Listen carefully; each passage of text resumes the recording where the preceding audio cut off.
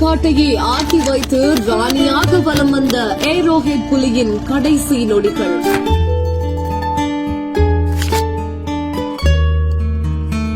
ஒரு ஒருபாள் காட்டையே அதிர வைத்த ரந்தம்பூர் ராணி.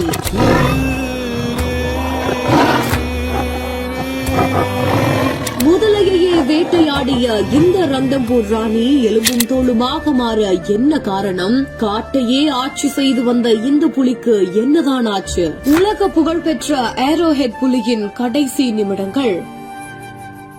ராஜஸ்தான் மாநிலம் ரந்தம்பூர்ல புலிகள் அதிக அளவுல வாழ்ந்துட்டு வரக்கூடியது. அதுலயும் ஏரோஹெட் அப்படின்ற பெண் புலி ரந்தம்பூர் காட்டோட ராணியா வலம் வந்துச்சு அப்படின்னு தான் சொல்லணும். இந்த புலி காட்டுல உருமுனா போதும் காட்டுல இருக்கிற மற்ற வனவிலங்குகள் நடுநடுங்கி போகுமா. அது மட்டும் இல்லாம ஏரோஹெட் புலி அதோட பாட்டிய மாதிரி தோற்றம் கொண்டிருக்கிறதுனால வனவிலங்கு ஆர்வலர்கள் வனத்துறையினர் இதனோட நடமாட்டத்தை தீவிரமா கண்காணிச்சுட்டு வந்திருக்காங்க. இதற்கு முன்னாடி ரந்தம்பூர் காட்டுல பாட்டி மச்லி அப்படின்ற புலி ரொம்பவே பிரபலமானது. அந்த புலி ஏரியில வாழக்கூடிய முதலைய கூட வேட்டையாடி சாப்பிடுமாம். அதே மாதிரிதான் ஏரோஹெட் புலியும் கிட்டத்தட்ட மச்லி புலிய மாதிரி தோற்றமும் வலிமையும் கொண்டிருக்கும். தண்ணீர்ல இறங்கி முதலைய வேட்டையாடுமாம். இந்தியா மட்டுமில்லாம உலகம் முழுவதுமா வனவிலங்கு ஆர்வலர்கள் கிட்ட மிகவும் ஃபேமஸ் ஆனுச்சு இந்த ஏரோஹெட். கடந்த 2014 பிறந்த இந்த புலி நல்காதி ராஜ்பாக் ஏரி உள்ளிட்ட இடங்களை தனது எல்லையா கொண்டிருந்துச்சு.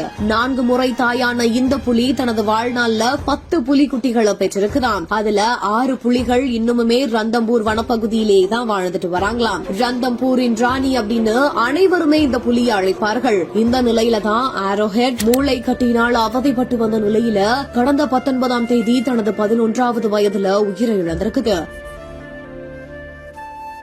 எலும்பும் தோளுமா காட்சியளித்த அந்த புலி நடக்க கூட முடியாம திணறி நடந்து ஒரு மரத்துக்கு அடியில தன்னோட உயிரை விட்டிருக்குது. அதோட பல முறை புலிக்கு சிகிச்சை அளிக்க வனத்துறையினர் முயற்சி செய்துமே அது பலனளிக்கல அப்படின்னுமே அவர் பதிவு தெரிந்திருக்காரு. MCR Pure Cotton Club, formals and casual shirts.